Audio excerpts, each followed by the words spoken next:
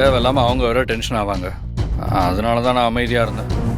அதான் இப்போ அவங்க கிளம்பிட்டாங்கல்ல, நான் அவனை போய் ஒரு கை பார்த்துட்டு வரேன். ஐயோ, அவன் ரொம்ப மோசமான ஆளு தம்பி. அவனோட விஷயத்துல நாம தலையிட வேணாம்.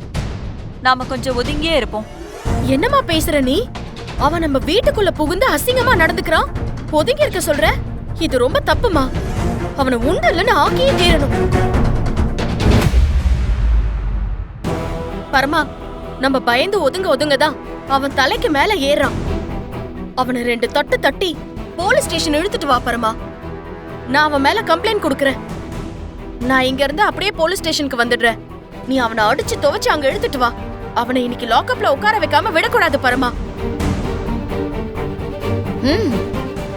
ஏய், என்னடி நீ? மாப்பிள்ளை பயங்கரமா கோவப்பட்டுட்டு இருக்காரு, நீ வேற கொம்பு சீவி விடுற. வேற என்னமா பண்ண சொல்ற? தப்பு பண்றவங்களை கண்டுக்காம விட்டா தப்பு செஞ்சுட்டே தான் இருப்பாங்க. தட்டி கேட்கதாமா வேணும். நம்ம மாப்பிள்ள சும்மாவே தட்டி கேட்பான். தங்கச்சி வேற ஸ்ட்ராங்கா சொல்லிருச்சு. அதனால ரிஷிய நல்ல தட்டுன்னு தட்டி கேட்க போறோம் பாரு.